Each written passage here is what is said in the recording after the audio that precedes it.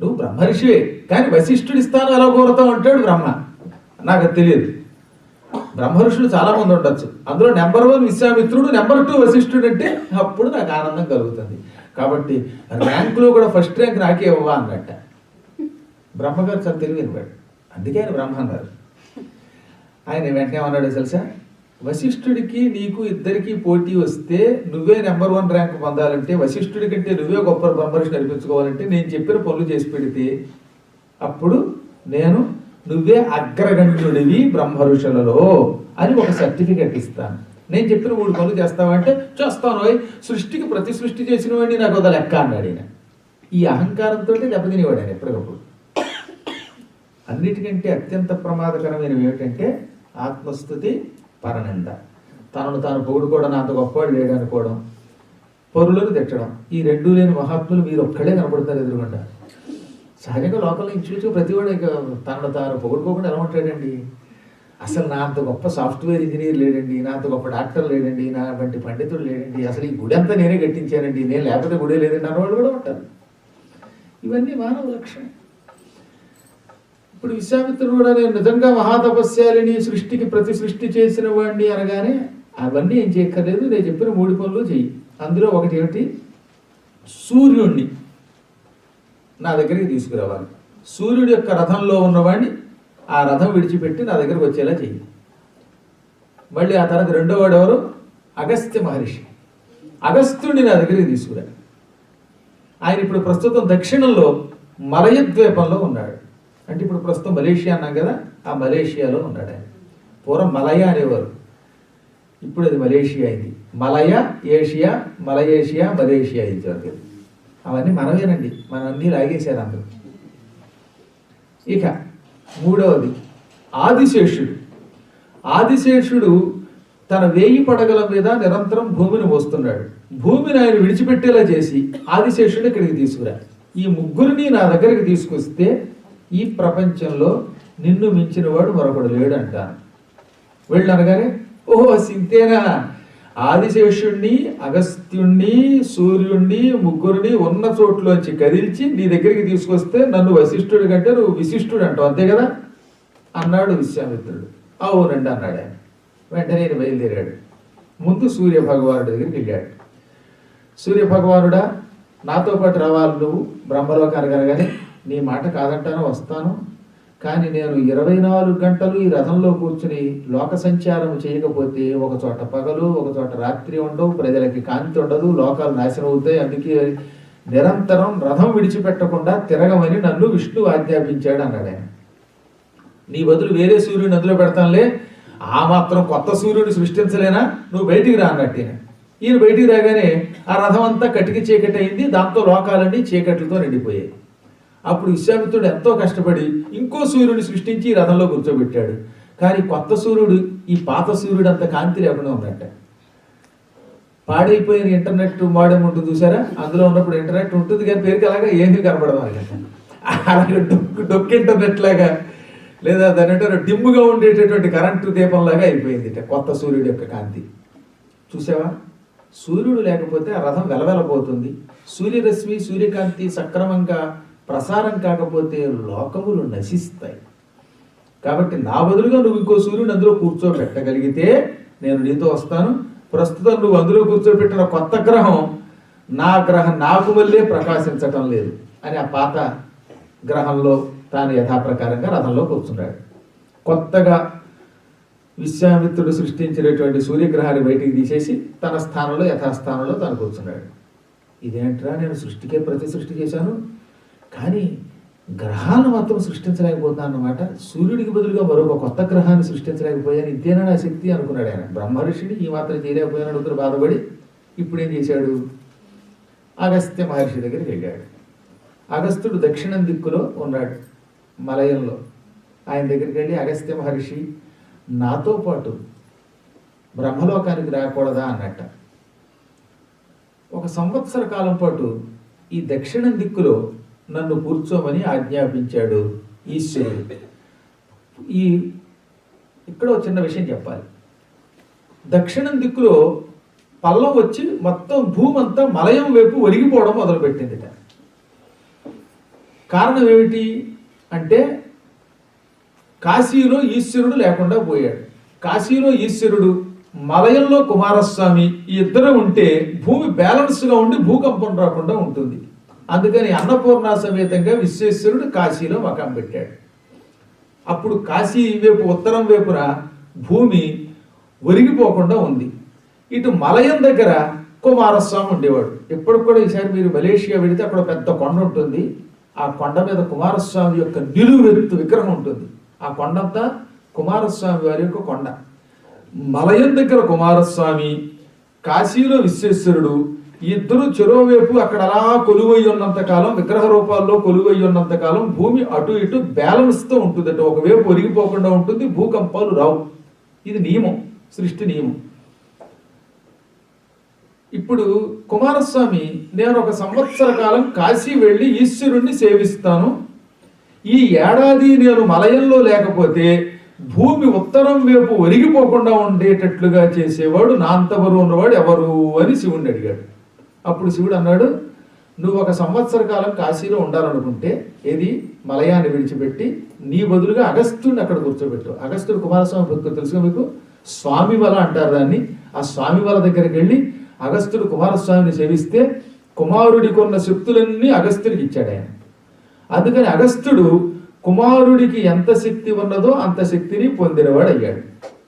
కాబట్టి కుమార, 1 సంవత్సర కాలం నువ్వు కాశీలో ఉండాలంటే నీ బదులుగా నీ స్థానంలో అగస్త్యుడిని అట్టేపెట్టు.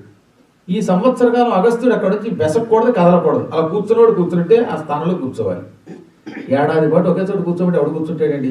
గట్టిగా ఎయిర్ ఇండియా విమానంలో 15 గంటలు కూర్చొని ప్రయాణం చేస్తే అమ్మ బాబోయే అటు ఇటు కదలలేక తల ప్రాణం తప్పొస్తుంది. దానికి కింద కూర్చుని పురాణం వినమంటేనే ఈ కాలిటు ఈ కాలిటు తిప్పుతాం. అటువంటిది ఏడాది పాటు ఒకే ఆసనం మీద కదలకుండా కూర్చోవాలట. అలా కూర్చునే ఓపిక, తిష్ట వేసే శక్తి అగస్త్యునికే ఉన్నాయి అని శివుడు అనగానే కుమారుడు అగస్త్యుని బతిమరి, ఇది నా ఆసనం, నాలాగా నువ్వు దేవతా స్వరూపుడివి, ఈశ్వర భక్తుడివి, నా మీది మిక్కిలి నాకు ప్రీతిపాత్రుడివి, ఈ ఆసనంలో 1 ఏడాది పాటు కదలకుండా కూర్చో మానవ కాలమానం ప్రకారం. ఈ ఏడాదిలో నువ్వు కదిలేవా భూమి ఒకవైపు ఒరిగిపోతుంది. తర్వాత నీ ఇష్టం అనగా నీ ఆజ్ఞని పాటించి ఇక్కడే కూర్చుంటాను, కదలను అని ఆ మలేషియాలో కూర్చున్నట్టు ఆయన. ఇంత చేసి ఆయన కూర్చుని 1 నెలలాళ్లే అయ్యింది. ఇంకా 11 నెలలు కూర్చోవాలి. అప్పటికాని కుమారస్వామి లాంగ్ లీవ్ విడిచిపెట్టి ఇక్కడికి రాడు. ఇప్పుడు విశ్వామిత్రుడు అక్కడికి వచ్చి, నువ్వు నాతో బ్రహ్మ దగ్గరికి రావాలయ్యా అన్నట్ట. నాకేం అభ్యంతరం, నువ్వు సాటి ఋషివి, వస్తాను, కానీ కుమారస్వామికి మాటిచ్చారు ఏడాది పాటు కలవను అని. ఇప్పటికి 1 నెల అయ్యింది. ఇంకా 11 నెలలు అయ్యాక అప్పుడు రమ్మంటే వస్తాను. ఈ లోపు ఇక్కడి నుంచి నేను కదిలానా ఈ భూమి అంతా కాశీ వైపు ఒరిగిపోతుంది. కాశీలో ఉన్న నీళ్ళన్నీ గంగలో కూలిపోతాయి, ప్రజలంతా ఇబ్బంది పడతారు. అందులో ఈ మధ్య రేపు సెప్టెంబర్లో చాలా మంది కాశీ వద్దామని కూడా అనుకుంటారు పద్మాకర్ గారితో. ఆ టైంకి కాశీ బాగుండాలి కదా అన్నాడు. అనగా నువ్వు ఇక్కడ కూర్చుంటే భూమి బ్యాలెన్స్గా ఉంటుంది, అంతే కదా. నువ్వు అంత బరువు ఉన్నవాడివి, భూమిని బరువు ఉండేటట్టు చెయ్యాలి. నీ బదులు ఇంకొకటి ఎవడో కూర్చోబెడతాలేవా అన్నట్ట. నాయన నీకు పుణ్యం ఉంటుంది, నేను లేచానంటే భూమి తిరగబడుతుందిరే బాబు అంటే వినిపించుకోకుండా నీ బదులు ఇంకొక కొత్త అగస్త్యుడిని సృష్టిస్తాను అని తన తపశ్శక్తితో కాస్త పొట్టిగా పొట్టతో ఉన్న అగస్త్యుడి లాంటి వాడిని సృష్టించి నువ్వులే ఆ సీట్లో అని కొత్తవాడిని కూర్చోబెట్టగానే భూమి గిర్రును తిరిగిపోవడం మొదలెట్టింది. నేను చెప్పానా, నా స్థానాన్ని నేను తప్ప మరెవరూ భర్తీ చేయలేరు, ఇంకాసేపు ఆగి ఉంటే భూమి నాశనం అయ్యేది అని కొత్తవాడిని లేపి మళ్ళీ కూర్చున్నాడు. అగస్త్యుడు కూర్చోగానే భూమి తిరగడం, వంగిపోవడం, ఒరిగిపోవడం ఆగిపోయింది. అంటే అగస్త్యుడిని కూడా ఆయన తీసుకురాలేకపోయాడు. దీన్ని బట్టి అగస్త్యుడు ఎంతోడో ఆలోచించండి. కుమారస్వామి కూర్చునే ఆసనములో కూర్చుని భూమి అటు ఇటు ఒరిగిపోకుండా కాపాడేంత తపశ్శక్తి కలిగిన వాడు ఆయన అగస్త్యుడు. అంటే ఆయనే సామాన్యుడు కాదు, ఈశ్వరుడంత బరువు ఉన్నవాట, కుమారుడంత బరువు ఉన్నవాట, నిష్ట కలిగిన వాట. ఒకటి కాదు, పురాణాల్లో ఆయన శక్తి గురించి వర్ణిస్తూ ఉంటే ఆహా ఎంత తపస్సు చేశాడు ఆయన అనిపిస్తుంది. తపస్సు కంటే భక్తి గొప్పది, మనస్సు లగ్నం చేయడం గొప్పది. మన నోటితో మనం ఎక్కువసార్లు ఏదంటామో అది అయిపోతుంది. అందుకే అగస్త్యుడు ఒక గొప్ప నియమం పాటిస్తాడు. అగస్త్యుడి నోటి నుంచి ఎప్పుడు అపశబ్దము రాదు. ఉపాసకులు గుర్తుపెట్టుకోవలసింది, అగస్త్యుని ద్వారా తెలుసుకోవలసింది ఏమిటి, మన నోటితో అపశబ్దము రాకూడదు. ఏదైనా పని చేస్తారా అంటే మనం ఎక్కడ చేస్తాం అంటే ఏదో జీవితంలో ఏం చేయలేదు. నాయన నువ్వు అమ్మవారి ఉపాసన చెయ్యి, నీకు అమ్మ దర్శనం ఇస్తుంది అంటే, నేను చేయగలనంటారా అండి, నాకు నిజంగా అమ్మ దర్శనం ఇస్తుంది అనకూడదట. మీరు చెప్పారు చేస్తానండి, అమ్మ దర్శనం ఇస్తుంది. ఎక్కువ మంది మానవులు బలహీనత ఏంటంటే, ఈ పని చేస్తా అంటే నేను ఎక్కడ చేస్తాను, నీ నోటితో ఏదంటే అవుతున్నావు ఒకటి నా మొహం అంటాడు. నిజంగా వాడు మొహమే అవుతుంది అక్కడ. ఈ దిక్కుమాల మొహం ఎలా ఉందో తెలియదు కదా, నా మొహం అంటే నీ మొహమే అవుతుంది. మనం ఎప్పుడూ కూడా నోటితో అమంగళ శబ్దం పలకరాదు. శాస్త్ర కఠోర నియమం ఏమిటో తెలిసిన మీకు? మంగళాదీని మంగళ మధ్యాని మంగళాంతాని కావ్యాని ప్రథంతే. కావ్యములు ప్రారంభంలో శుభంతో మొదలెట్టి మధ్యలో శుభం చేసి చివరిలో శుభం పలికేవారు. అలాగే ఎప్పుడు మీ నోటితో ఏమనాలన్నమాట, శుభమే పలకండి, అశుభం పలకండి. ప్రయాణానికి బయలుదేరుతూ ట్రాఫిక్ జామ్ అయిపోతుందేమో అంటే ట్రాఫిక్ జామ్ అవుతుంది. ఈ పూట నేను గ్యారంటీగా 40 నిమిషాల్లో పెడతానని బయలుదేరండి, 40 నిమిషాల్లో పెడతారు. ఆ శక్తి మీకు క్రమక్రమంగా అనగా వస్తుంది. నాకు శివుడు కనపడతాడు శివుడు కనపడతాడు. మనకేం కనపడతాడండి శివుడు అంటే, నీ జీవితంలో శివుడు కనపడతాడు, నీకు శవం పోయి శవమే మిగులుతుంది. ఇలాంటి స్నేహితులు నాకు చాలామంది తగిలారు. నాకు స్నేహితుడు ఉండేవాడు, ఇద్దరు కలిసి ఎంఏ చదువుకునే రోజుల్లో, మనం ఎక్కడ పేస్ అవుతామండి ఎంఏ నా మొహం అన్నాడు. మనం ఎక్కడ పేస్ అవుతావు, నన్ను ఎందుకు కలుపుతావు, నువ్వు పేస్ అయిపోతే పేస్ అయిపోయావు, నేను గ్యారెంటీగా పేస్ అవుతాను బాబు అనేవాళ్ళు. పైగా మనం ఎక్కడ పేస్ అవుతావు అని నన్ను కూడా కలిపేవాడు అన్నమాట. ఈ అపశబ్దములు విడిచిపెట్టాలి. మానవుడికి భగవంతుడు గొప్ప శక్తి ఇచ్చాడు. పలకగా మంగళము, వాడన్న మాట నిజమయ్యేటటువంటి శక్తి మానవునికి పరమాత్ముడు ఇస్తాడట. అందరూ రోజు ఏం చేస్తారు, ఈ రోజు నుంచి మీరు ప్రయాణానికి వెళ్ళండి, ఏమో లేట్ అయిపోతుందేమో, విమానం దొరకదేమో అనకండి. నేను ఖచ్చితంగా టైం కడతాను, దొరుకుతుంది. కనెక్టివ్ ఫ్లైట్ దొరుకుతుంది అనుకోండి, దొరుకుతుంది. నాకు దారిలో ఎక్కడైనా ఆహారం దొరుకుతుందని బయలుదేరండి, దొరుకుతుంది. 6:00 పద్మాగర్ గారు ఉపన్యాసానికి గ్యారంటీగా వస్తానని బయలుదేరండి, 5 నిమిషాల ముందే వస్తారు. ఇవాడు 6 గంటలు లేట్గా వస్తానేమోనండి అని ముందే అంటారు అనుకోండి, అరగంట కదా, గంట లేట్ అవుతుంది. ఆ తర్వాత వీరి ఆకులు ఎత్తడానికి కూడా ఉపయోగం లేదు. ఇవన్నీ నియమాలు. అగస్త్యునికి అపార శక్తి వాక్శుద్ధి వల్ల వచ్చింది, అమంగళ శబ్దం పలకకపోవటం వల్ల వచ్చింది. అందుకని ఎప్పుడూ అగస్త్యుడి ద్వారా మనం తెలుసుకోవలసింది నోటితో శుభం పలుకుట. చివరికి ఆ కొత్త ఆయన్ని తీసి మళ్ళీ అగస్త్యుడు అందులోనే కూర్చున్నాడు కుర్చీలో. సూర్యుడిని తేలేకపోయాడు విశ్వామిత్రుడు, అగస్త్యుడిని కదల్చలేకపోయాడు విశ్వామిత్రుడు. ఇంకా చివరిగా ఆదిశేషుణ్ణైనా కదిలిద్దాం అనుకున్నట్ట. అనుకుని పాతాళానికి వెళ్ళి 1000 పడగల మీద భూమిని నిరంతరం మోస్తున్నటువంటి ఆదిశేషుడి దగ్గరికి వెళ్ళి, శేష కాసేపు ఆ భూమిని పక్కకు వదిలిపెట్టి నాతో పాటు బ్రహ్మలోకానికి రావా అంటే, ఇది హరి యొక్క ఆజ్ఞ. నిరంతరం ఈ సహస్ర ఫణముల మీద భూమిని మోయవలసిందే. నేను భూమిని విడిచిపెట్టానంటే భూమి సముద్రంలో కలిసిపోయి నాశనం అయిపోతుంది. హిరణ్యాక్షుడి కాలంలో సముద్రంలో కలిసినట్టుగా భూమి సముద్రంలో కలిస్తే ఈ సృష్టి అంతా నాశనం అయిపోతుంది. కాబట్టి నేను భూమిని పడగల మీద నుంచి విడిచిపెట్టాలంటే ఇంకొక ఆదిశేషుడిని ఎవరినైనా ఇక్కడ అట్టే పెట్టు అన్నట్టే. అప్పుడైనా నీ పడగల మీద ఉన్న భూమిని పక్కకి తోసి అది రసాతలానికి పోకుండా, సముద్రంలో కలిసిపోకుండా నా తపశ్శక్తితో నిలబెడతాను అన్నాడు ఈయన. పాపం ఆదిశేషుడు వెంటనే పడగల మీద ఉన్న భూమిని పక్కకి పెట్టాడు. వెంటనే భూమి రసాతలంలోకి కుంగిపోవడం మొదలుపెట్టింది, సముద్రంలో కలిసిపోతుంటే ఈయన తన మంత్రజలం తీసి కమండలంలోంచి ఆగు స్తంభయ అన్నట్టు, ఏ స్తంభయ, అది స్తంభం కంటే కింద దిగిపోవడం మొదలెట్టింది. దాంతో ఆదిశేషుడు మహావేగంగా వచ్చి మళ్ళీ 1000 పడగల మీద దాన్ని పైకెత్తాడు. ఈ కాసేపట్లోనే భూకంపాలు వచ్చి కొన్ని వేల లక్షల మంది యొక్క కొంపలన్నీ పోయి సర్వనాశనం అయిపోయింది భూమిలో. శకనం ఆదిశేషుడు భూమిని విడిచిపెడితే భూమి మీద ఎంతో మంది నశించిపోతారు. అప్పుడైనా విశ్వామిత్ర, నీ క్షణికోద్రేకం వల్ల ఎంత జన నష్టం జరిగిందో చూసావా? శక్తి లేనివాడు ఇలాంటి పనులకు పూనుకోకూడదు. నీకు భూమిని ఆదిశేషుడి పడగల మీద ఉన్న దానిని ఆదిశేషుడి పడగల మీద తిరుగుతున్నట్టుగా తిప్పే శక్తి లేనప్పుడు వదలమని చెప్పకూడదు. తీరా నేను వదిలాను, దానివల్ల సృష్టి కొంత నశించింది. ఇది బ్రహ్మగారికి ఎంత బాధ కలిగిస్తుందో తెలుసా అంటే, ఏం చేయనండి, నా తపశ్శక్తి గొప్పదనుకున్నాను, ఇంతే నా బతుకని ఇప్పుడు అర్థమైంది అని తెల్లమోహంతో బ్రహ్మ దగ్గరికి వెళ్ళి, బ్రహ్మదేవా నీవు చెప్పినట్టే అగస్త్యుణ్ణి కానీ సూర్యుణ్ణి కానీ ఆదిశేషుణ్ణి కానీ ఇక్కడికి తేలేకపోయాను. నేను ఏదో గొప్ప తపశ్శక్తి కలిగిన వాడిని అనుకున్నాను. నా తపశ్శక్తి కేవలం బ్రహ్మర్షి అని పిలిపించుకోవడానికే పనికొచ్చింది, మహాకార్యములు చేయడానికి పనికిరాదు అన్నట్ట. సరే, ఇప్పుడు నువ్వు నేను చేయబోయే పని చూడు, ఆ తర్వాత నీవే నీ నోటితో ఏమంటావో అను అని వెంటనే వశిష్ఠుడిని పిలిచాడు. నాయన బ్రహ్మర్షి వశిష్ఠ రా అనగానే వశిష్ఠుడు వచ్చాడు. ముహూర్త కాలంలో సూర్యుణ్ణి, అగస్త్యుణ్ణి, ఆదిశేషుణ్ణి ఇక్కడికి తీసుకురా అన్నట్ట. వెంటనే వశిష్ఠుడు మహావేగంగా బయలుదేరాడు. సూర్యుడి దగ్గరికి వెళ్ళాడు. సూర్య, నువ్వు రథంలోంచి పక్కకు తప్పుకోగానే తప్పుకోగానే తన మెడలో ఉన్న ఒక రుద్రాక్ష పూస తీసి అందులో పెట్టాట. ఈ రుద్రాక్ష పూస ఇందాకటి సూర్యుడి కంటే ఇంకా తళతళ వెలిగిపోవడం మొదలుపెట్టింది. ఒక రుద్రాక్షతో మరొక సూర్యుడిని సృష్టించి సూర్యుడి యొక్క ఆసనంలో కూర్చోబెట్టి సూర్యుడిని బయటికి లాక్కొచ్చాడు. అక్కడి నుంచి సూర్యుడిని వెంట పెట్టుకుని అగస్త్యుని దగ్గరికి వచ్చాడు. అగస్త్య, ఆసనం మీద నుంచి నువ్వులే అన్నట్ట. అగస్త్యునికి తెలుసు వశిష్ఠుడి శక్తి, అందుకే టక్కన ఆసనం మీద నుంచి రావగానే అందులో మరో రుద్రాక్ష పెట్టాడు. ఈ రుద్రాక్ష అచ్చం అగస్త్య మహర్షికి మళ్ళీ మారిపోయి ఆసనంలో కూర్చుంది. దాంతో భూమి ఎక్కడ అటు ఇటు బెసకలేదు. ఈ విధంగా అగస్త్యుడిని సూర్యుడిని వెంట పెట్టుకుని పాతాళానికి వెళ్ళాడు. ఆదిశేషుడిని నువ్వు లే అని ఆదిశేషుడిని లేపి ఈ భూమి మీద ఇంత కమండల మంత్ర జలం జల్లాడు. జల్లగానే భూమి ఆదిశేషుడి పడగల మీద ఎలా తిరుగుతోందో అలాగే తిరగడం మొదలు పెట్టిందట, ఎటు అటు కదలకుండా. అప్పుడు ఈ ముగ్గురిని తీసుకుని బ్రహ్మ దగ్గరకు వచ్చాడు. అప్పుడు బ్రహ్మ వశిష్ఠుడి కేసి, విశ్వామిత్రుడి కేసి, ఈ వచ్చిన ముగ్గురి కేసి చూశాడు. ఆ తర్వాత విశ్వామిత్ర అన్నట్ట. ఏం మాట్లాడలేదు. విశ్వామిత్ర అని అలా సైగ చేశాడు. ఇంకెందుకు సత్యన బాబుని చంపుతావు? సూర్యుడు, అగస్త్యుడు, ఆదిశేషుడు ఆయనతో వచ్చినప్పుడే నాకు అర్థమైంది ఆయన యొక్క తపశ్శక్తి. కాబట్టి ఈ ప్రపంచంలో ఎప్పటికీ నెంబర్ 1 స్థానం అంటే ఆయనదే.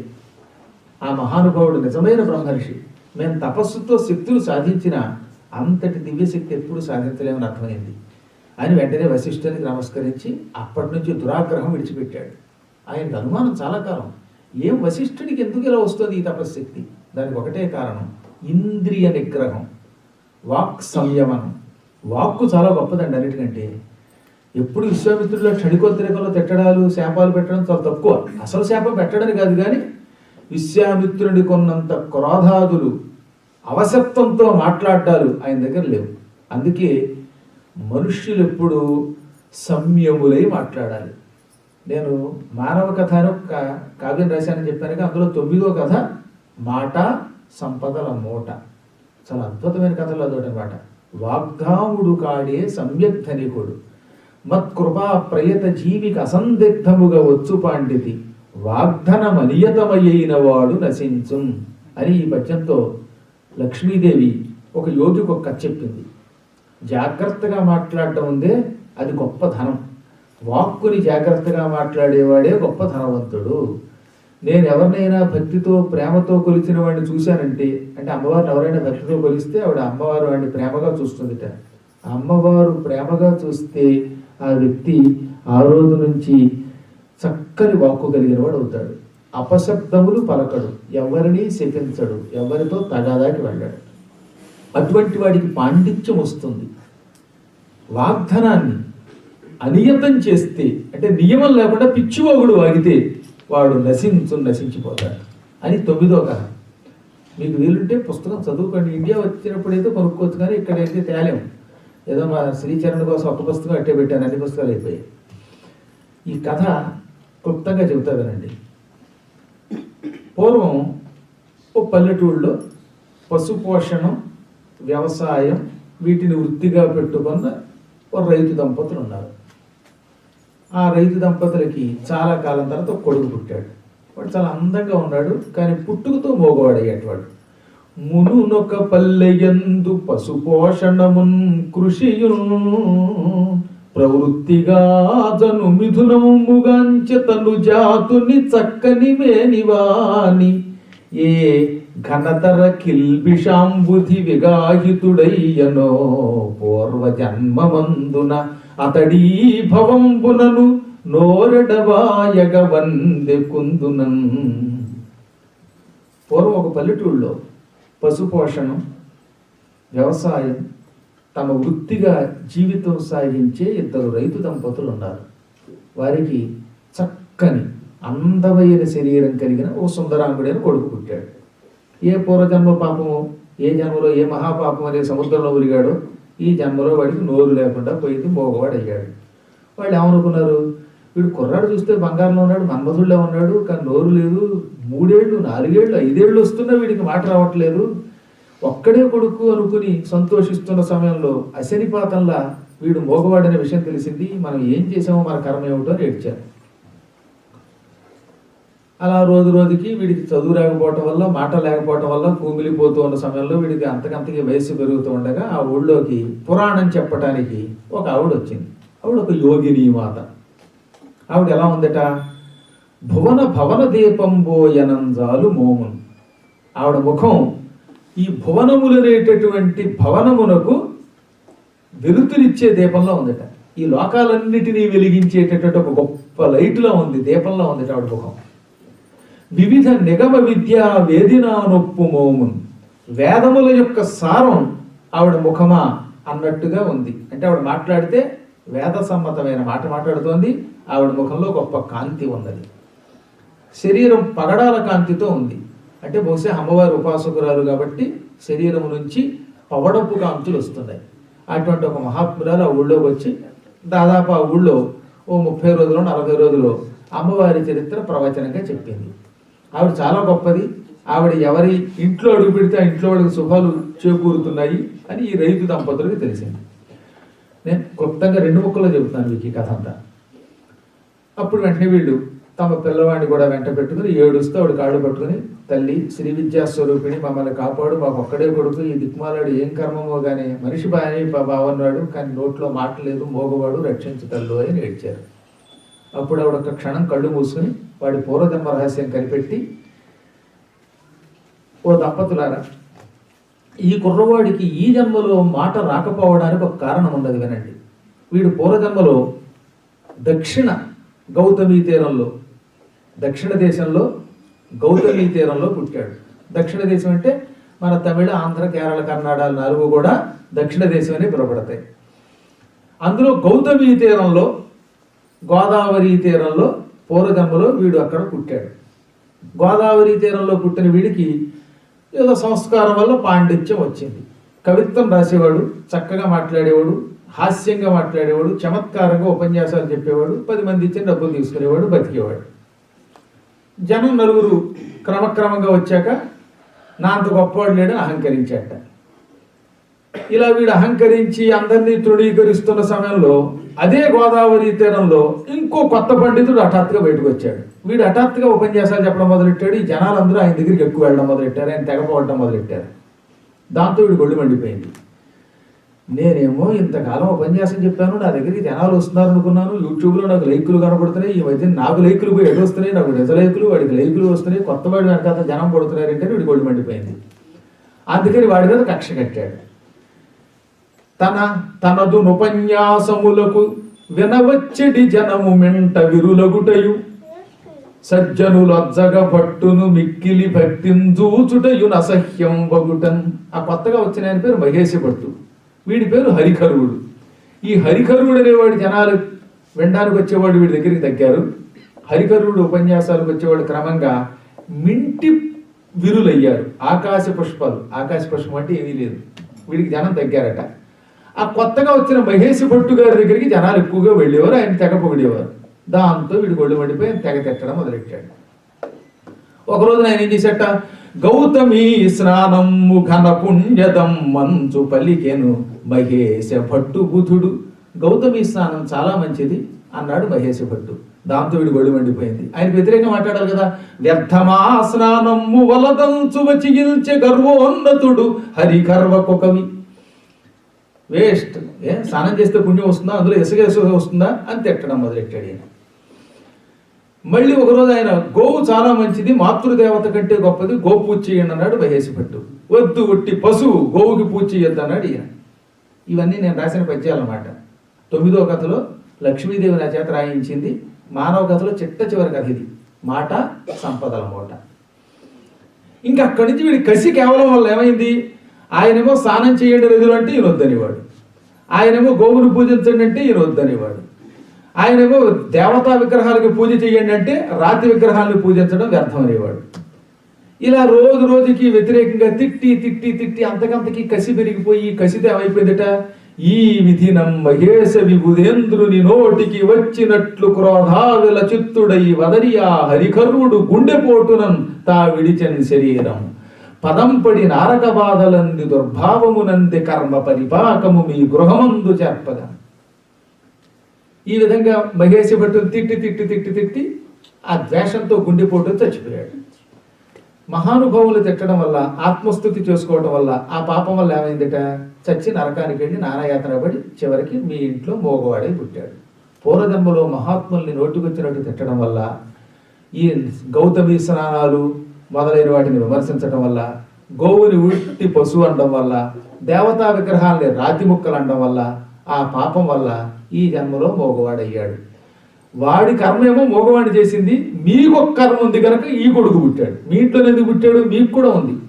మీ పూర్వజన్మలో మీ ఇంటికి ఒక విధవ స్త్రీ వచ్చింది, ఒక వైధవ్యం కలిగిన ఆవిడకి పాప కొడుకు, ఆ కొడుకు మోగవాడు. మీరు వాడిని ఎంతో వేళపాడం చేసి, నీకు మొగుడు లేడు, ఉన్న కొడుకు కాస్త దౌర్భాగ్యుడు మొహం, వీడికి చదువు రాదు, నోరు లేదు, మోగవాడు అని ఆ మోగవాడిని వేళపాడం చేశారట.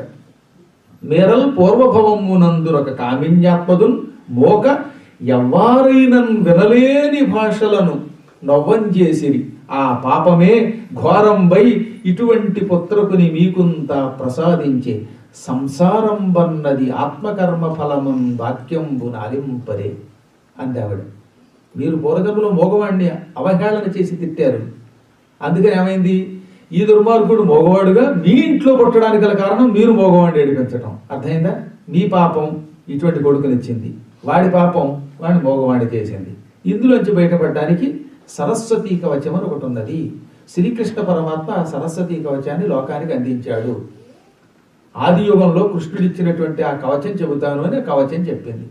అది చదవగానే ఆ కుర్రవాడు చక్కగా మాట్లాడాడు.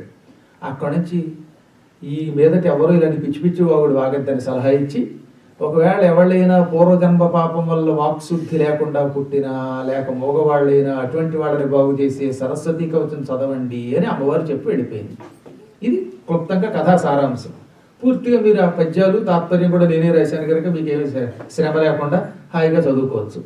ఇదంతా ఎందుకు చెబుతున్నానంటే, మనం ఏ జన్మలో అయినా వాక్శుద్ధి లేకుండా మహాత్ముల్ని నిందిస్తే దానివల్ల ఈ జన్మలో మన సాధన ఫలించదు. అగస్త్యుడి దగ్గర ఎప్పుడూ పరులను నిందించడం కానీ ఆత్మస్థుతి కానీ లేవు. శాస్త్రవాక్యములకు వ్యతిరేకంగా నడుచుకోవడం లేదు. అందుకే అగస్త్యుడు పిలిస్తే శివుడు పలికాడు, కుమారస్వామి పలికాడు. విష్ణుమూర్తికి వెంకటేశ్వరుడికి పెళ్ళయ్యాక 6 నెలలు ఆశ్రమించాడండి. పద్మావతి శ్రీనివాసులు పరిణయం అయ్యాక పూర్వకాలంలో క్షత్రియులకు నియమం ఉండే, తెలుసుగా మీకు అది. పెళ్ళయిన 6 నెలల వరకు కొండలు ఎక్కకూడదట. అందుకని దారిలో అగస్త్య మహర్షి ఆశ్రమం దగ్గర శ్రీనివాస మంగాపురం దగ్గర ఉంటుందే, ఆ ఆశ్రమంలో ఉండి అప్పుడు కొండ ఎక్కారు వాడు. ఎక్కడి శ్రీనివాసుడు, ఎక్కడి పద్మావతి వాళ్ళని 6 నెలల పాటు తన ఆశ్రమంలో ఉంచుకోగలిగాడంటే వాడు ఎటువంటి వాడు అయి ఉంటాడో ఆలోచించండి. అగస్త్యుడండి. ఎవరైనా పిచ్చి పనులు చేస్తే తక్షణం శిక్షిస్తాడు ఆయన. పూర్వం ఇంద్రజుమ్నుడు అని ఒక మహారాజు ఉండేవాడు. ఈ ఇంద్రజుమ్న మహారాజు గారు పరమ విష్ణు భక్తుడు. ఆయన తన భార్యల్ని తన భటుల్ని వెంట పెట్టుకుని మలయ పర్వతానికి వెళ్ళిపోయాడు. చెప్పాక మీకు మలేషియా అంటే ఆ రోజుల్లో మలయ పర్వతం, అక్కడికి వెళ్ళాడు ఆయన. అక్కడికి వెళ్ళి, భార్యామణులారా, నాకు ఇంక ఈ సంసారం మీద వ్యామోహం లేదు, హాయిగా నారాయణ నారాయణ అంటూ నారాయణుణ్ణి తలుచుకుని వైకుంఠానికి వెళ్ళాలనిపిస్తోంది. కాబట్టి సన్యాసం పుచ్చుకొని నేను మలయద్వీపానికి వెళ్ళి అక్కడ తపస్సు చేసి వైకుంఠానికి వెళ్ళిపోతాను. కానీ భార్యలు అన్నారు, ఏమంటే ఇంతకాలం మీతో ఉన్నాం, మీరు లేకపోతే మేము ఉండలేము, మీరు ఎక్కడికైతే అక్కడికే, మీరు కూడా మాకు వీసా ఇప్పించండి, దిక్మాలు విజిటర్ వీసా గారు గ్రీన్ కార్డు ఇప్పించేసి మీతో పాటు పట్టుకోండి, మేము మీతో తపస్సుకు వస్తాం అన్నారు. అందుకని ఈయన ఏం చేశాడు, సన్యాసం పుచ్చుకున్నవాడు భార్యలకు కూడా సన్యాసం ఇప్పించాడు. సంసారంలోకి తీసుకెళ్ళడం కష్టం కానీ సన్యాసం ఇప్పించడం పెద్ద కష్టం కాదుగా. అందుకని భార్యామణుల్ని కూడా సన్యాసంలో చేశాడు. ఇప్పుడు కొంతమంది భటులు వచ్చి, మహారాజా మీరు లేకపోతే మేము ఉండలేము, ఎంతకాలం మేము మీకు సేవ చేశాం, మీలాంటి మహానుభావులైన రాజుల పరిపాలనలో చల్లగా బతికాం, ఇప్పుడు మీరు లేకపోతే మేము ఉండలేం, మాకు కూడా సన్యాసం ఇప్పించి మీతో పట్టుకుపోండి అన్నారు. ఇప్పుడు రాజుగారికి పెద్ద సమస్య అయింది. రాజుగారు సన్యాసం పుచ్చుకుంటే భార్యలు సన్యాసం పుచ్చుకుంటా ఉన్నారు, భటులు పుచ్చుకుంటా ఉన్నారు. ఆయనకి వాళ్ళందరి మీద అభిమానం కనుక అందరినీ వెంట పెట్టుకుని మలయ పర్వతానికి వచ్చాడు. ఆయన ఓ బండరాతి మీద కూర్చుని ఓం నమో నారాయణాయ అనేవట. ఓ పక్కన భార్యలు, మరో పక్కన భటులు కూర్చునేవారట. ఈ విధంగా మంది మార్పులంతో తపస్సుకు వెళ్ళిన మహారాజు ఆయన. నిజానికి నేను నాలాంటి వాడు నేను తపస్సు కడతానంటే మీరు వస్తారా? హ్యాబే గురువు గారు మీరు సన్యాసం కూర్చున్నా పర్లేదు, కావాలంటే మీకు బిజినెస్ క్లాస్లో టికెట్ ఇస్తాం కానీ మేము బిజీ అండి మేము రావండి అంటారు. అంటే అలా అంటారు కానీ మీరు మహాత్ములు వస్తారులేండి.